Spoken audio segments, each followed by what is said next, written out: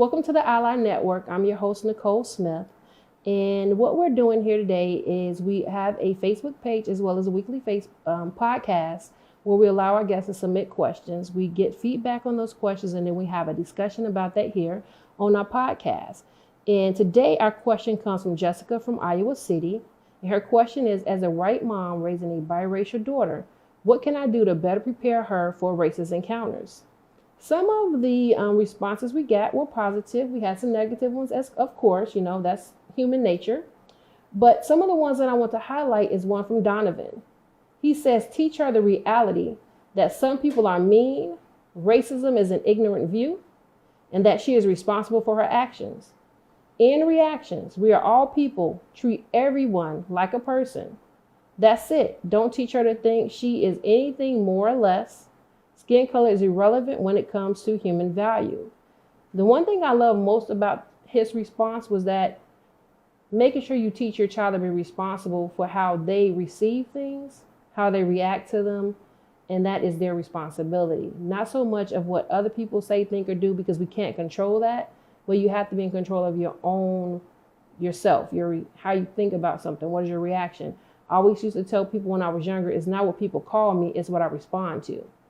You can call me whatever you want. If you called me Michael, that doesn't mean I'm going to respond.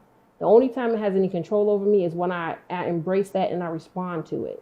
So this is a really good point to teach her to, as he says, be responsible for her actions and reactions. So that's a great response. Thank you, Donovan, for your message.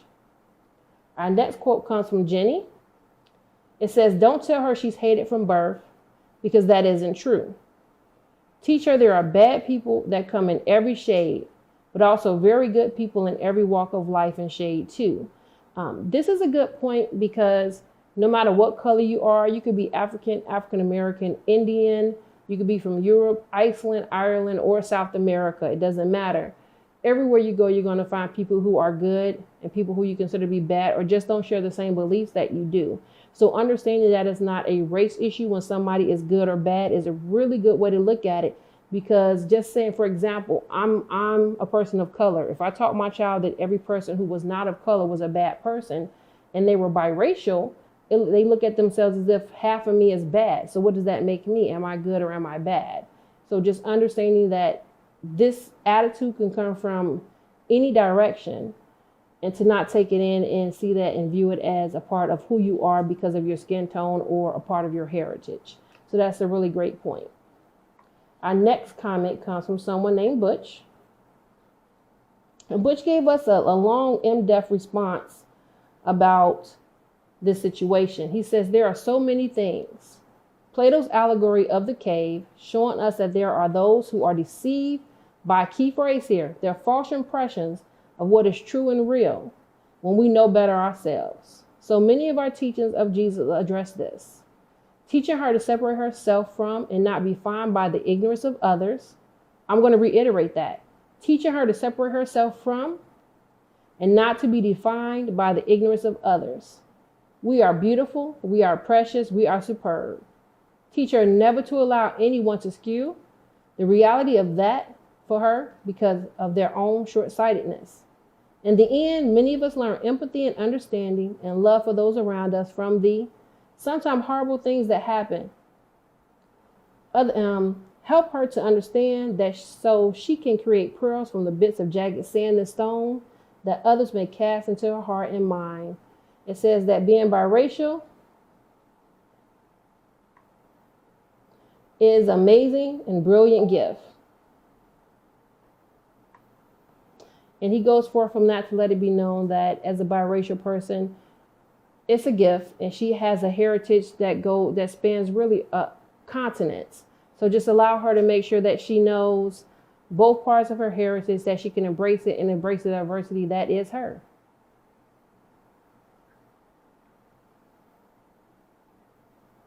We have one more from a lady named Stacy, and she starts out with, "Oh, mommy." The question is not how to prepare her, it's how you're going to prepare yourself. How are you going to deal with people being unfair and hurtful to the one person you love and adore the most? You aren't going to understand racism because you aren't racist. She will probably deal with it much better than you do. But in the end, there's no preparation for either of you. It's going to hurt, but then you are going to remember you are strong, confident, and none of them matter. Speaking from 16 years of experience, my heart has been shattered into a million pieces. I will never be the same person I was. I look at people as a whole differently. Best of luck to you and yours. Now, Stacy continued to reach out to us and send some additional messages and tell us about her story with raising her biracial son and some of the issues that she's gone through. And my heart goes out to her and all of those who are experiencing that. I myself have a family full of biracial people, not just African American and a Caucasian, but I guess you can say we have an international family, kind of like a rainbow. So in my family, we don't really have the issue of racism within, but you do get the issue when you go out, or if I'm out with one of my nieces who are part Hispanic and look strictly Hispanic, you get the weird looks, you know.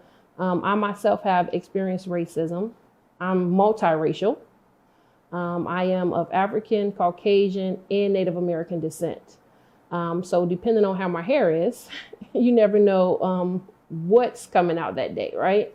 So I've actually had those experiences, and I do understand, even with the biracial granddaughter, the different experiences that we have trying to raise them and make sure that they embrace their culture, that they are okay with who they are. And a lot of it starts with, like a lot of the comments that were read, making sure that your child knows they are loved, that they're special, that they have value. Because when they leave the home, whether it's a biracial issue or just a bias or somebody just being jealous, they will encounter people who try to break them down and devalue them.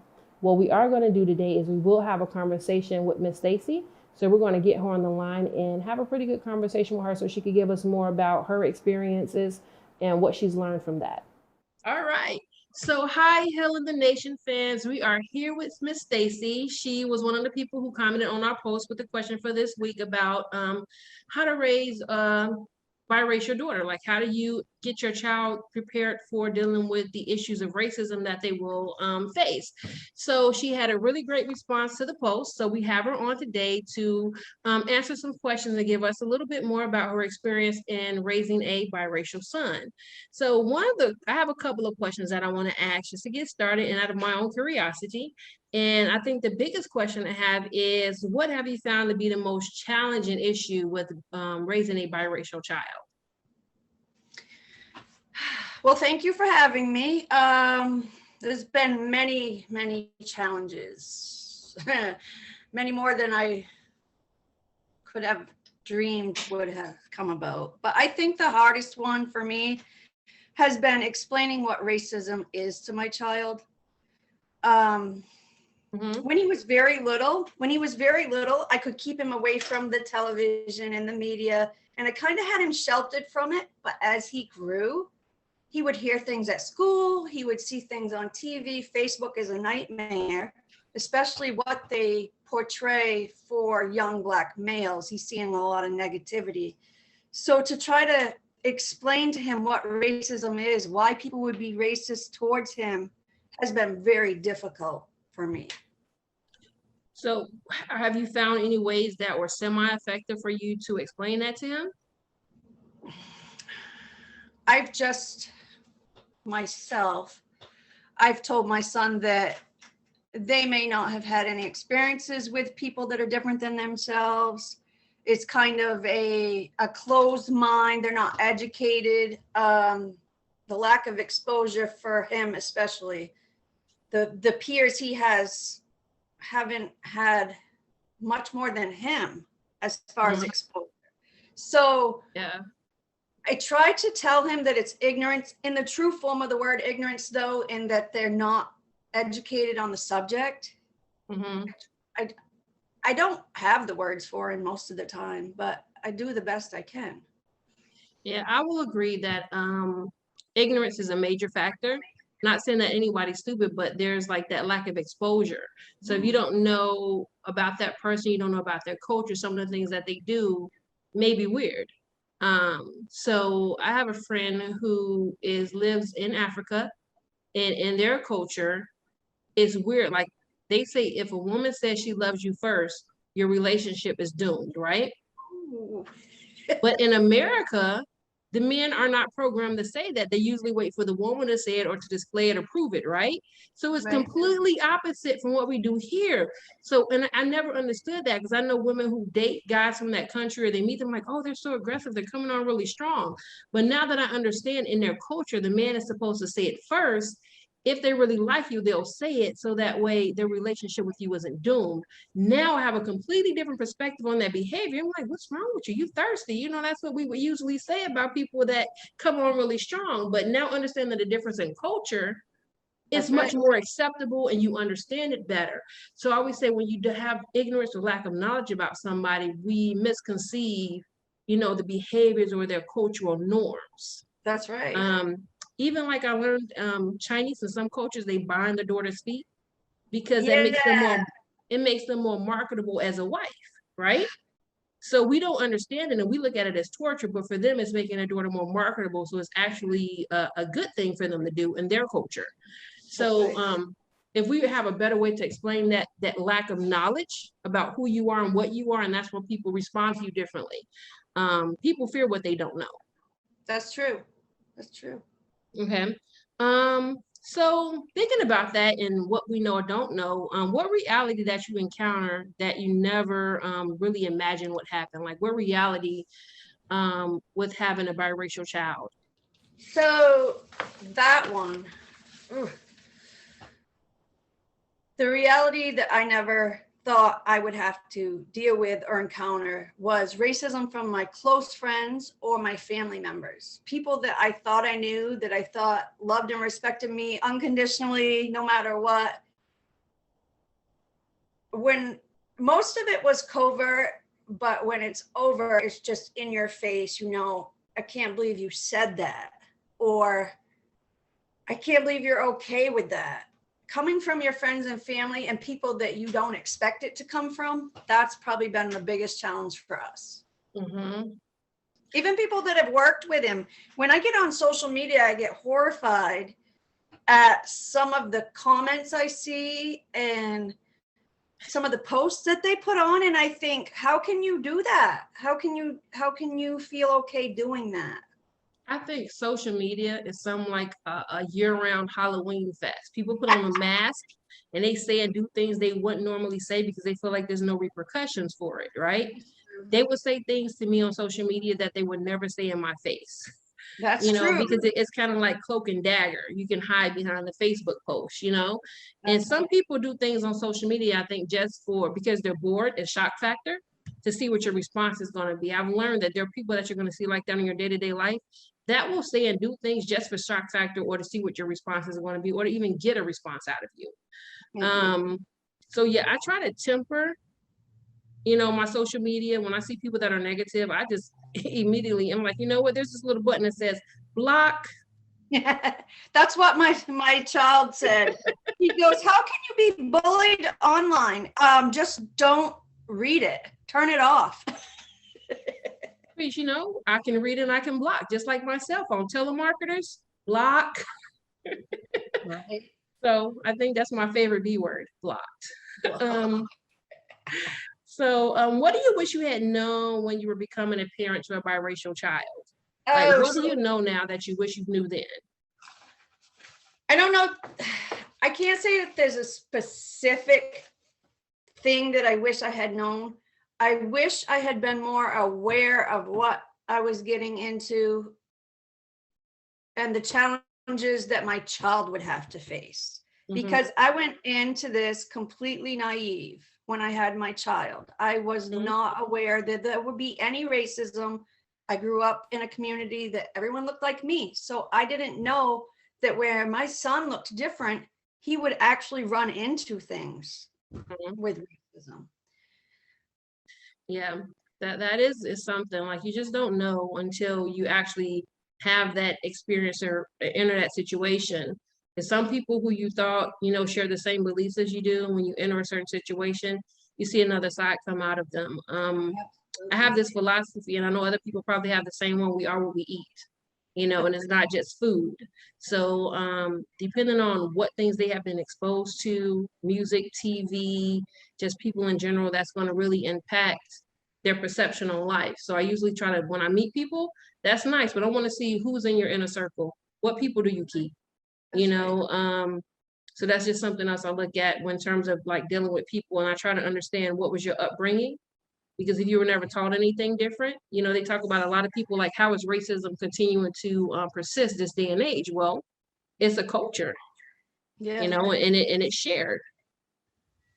How has raising a biracial child changed your view on America in general?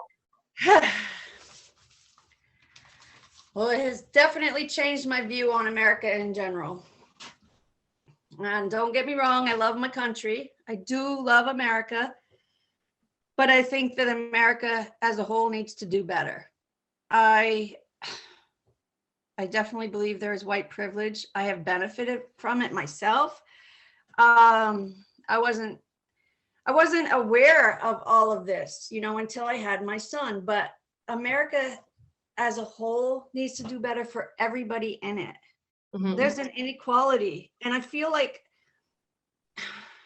feel like it has made, in the last few years specifically, and I don't want to get too political, but in the last few years specifically, I feel like all the covert racism has become over, and it's become almost acceptable, for not for everybody, of course, but more acceptable than it once was. And the way I look at my country now is I say, we're supposed to be the melting pot. That's what we were known for back in the day. We were the melting pot. Why is there such a division? Why are we treating people the way we're treating them? We need to be working toward inclusion. Mm-hmm. Yeah, I two side comments from that, because I know you talk about the melting pot, and I think about that as well. Like, that's what we're supposed to be known for. But when I really think about it, and if you look at the true history of America, we have purported to be the melting pot, but we've always had an issue with racism. And to me, racism always comes down to finances and having that leg up, right? Yep. I do have a question, and if you're not comfortable answering it, it's okay. You said that you've benefited from white privilege and didn't realize it. Absolutely. And I don't mind answering it. So And just I will how? explain it. I got a good education.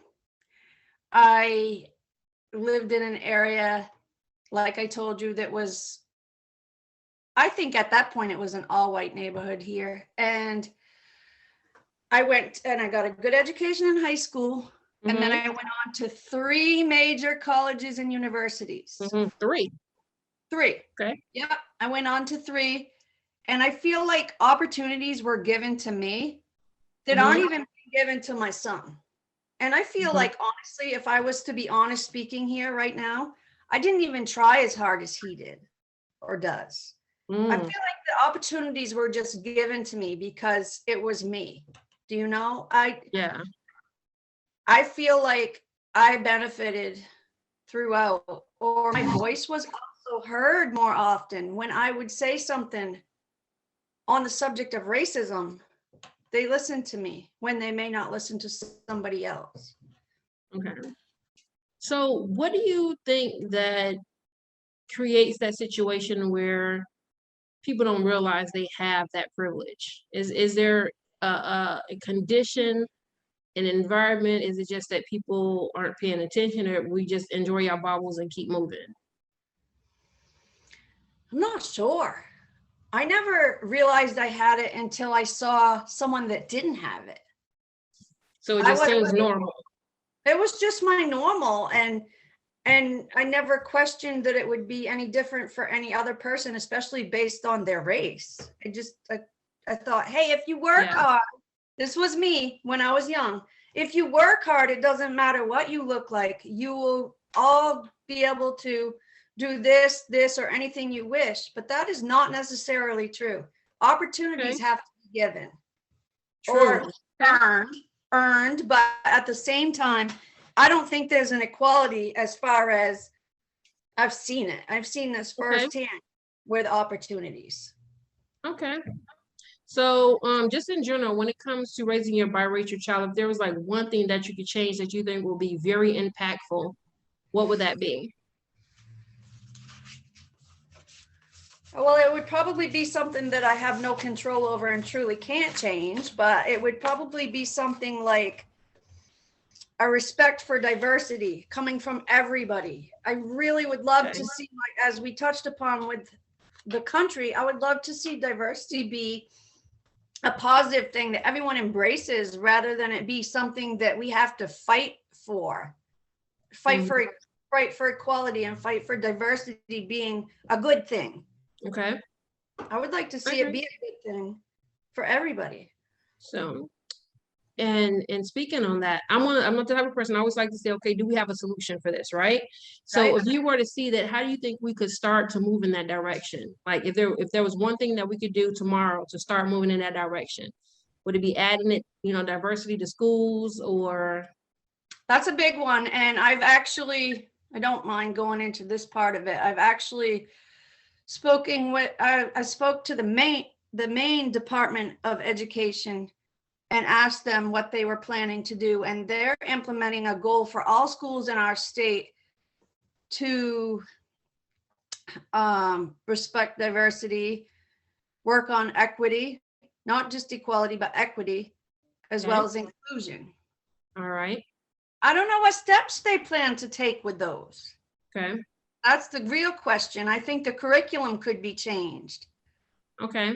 For People don't one, realize there's a difference between inclusion or equality and equity. right, There's a major difference between, having, inclusion and having equity. That's kind of like they said, the separate but equal for schools.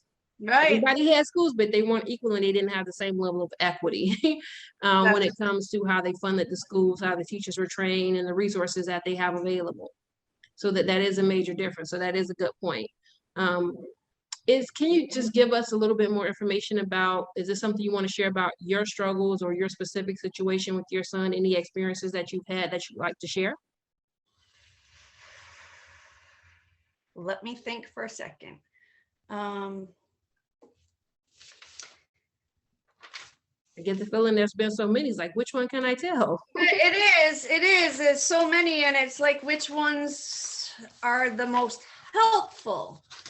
I would think that it would be helpful to tell other parents raising biracial children or children that aren't biracial but have issues with racism in a school district to advocate for them. And that goes with the curriculum. It's very uncomfortable to sit in a classroom and go over slavery units or Jim Crow units. And you're trying to teach your child to be proud of who they are when all they're seeing is content such as Of Mice and Men. I challenged that book. My son was very upset. He would not read past page 21 because they, and I quote, they beat the N for fun in the book. That was part of it. And I actually was met with a real resistance as to why he should have to read that. And Wow. fight. And I did fight. And eventually he didn't have to read it. But other parents should be very aware that you have the right to remove your child from an uncomfortable lesson. It doesn't mean that you have the right to not have them do something else for a lesson, but they do not have to sit in a room and listen to that kind of content or sit there and discuss it with their peers, especially when you're the only one that's mixed or biracial and your whole class is white. It's very uncomfortable. That's been an issue for us from 4th grade. Nobody saw my son as different at all until they did their slavery unit. That was the first time. Interesting. That was the first time.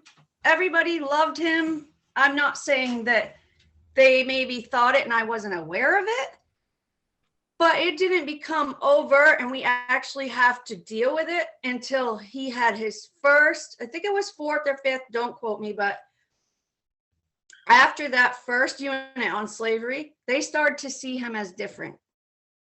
Wow. Yeah. And even his, friends would ask me things. Here's one it's funny. You sometimes have to have a sense of humor with this. True. He was very serious about this question that he brought to me. He was probably 11 years old, and he said, does my son's father ride elephants in Africa? He had learned in school that's what they do, and he thought in stereotypes that all Black people rode elephants in Africa. So you have these things coming at you where they're just so unaware, and you explain no. But yeah, that's an example of that lack of knowledge, And if you don't know and no exposure, you're going to create your own image. That's what children do. Adults do it to some extent as well. When we don't know, we create this image that works in our minds with the information that we have available. I would say that if I hadn't thought about that point that you made, so I'm glad you gave that example, is that once we expose people to information, we have to be responsible in the way we give them information. Because sometimes you give people information, and if you aren't responsible with it and give them some foundation on that information and how to use it, it may be misused. So that may be something that should be addressed with the school system in terms of how to present these topics in class. Not to say to take them out, but let's be more responsible with how we share that information, and like letting them know that this is wrong, this is why it was wrong, this is what we're doing differently, this is how you should respond to these type of situations in the future. Maybe even say, it's all of our responsibility to make sure that everybody has equality and inclusion.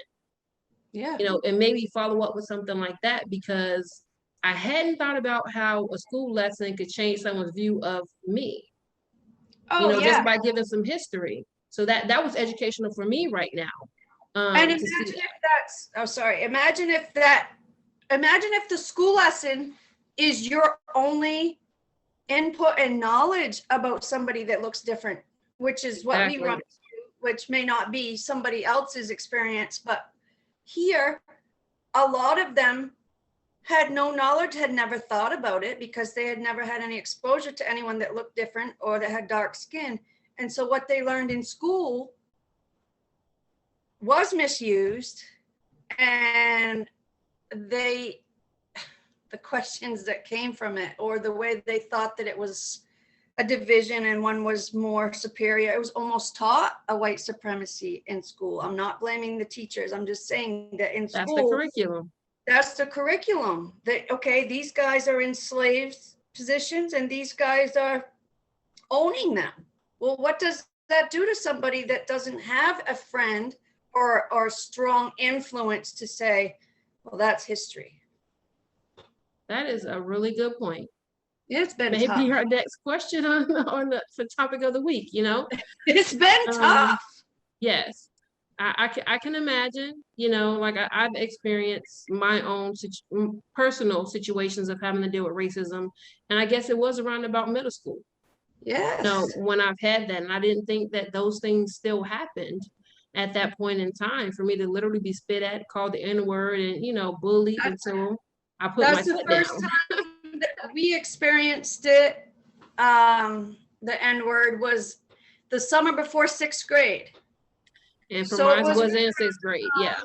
It was right around the time they were learning their first units about, the slave trade, and Jim Crow was part of it. It was almost like if they didn't know that kind of information, they couldn't use it toward him.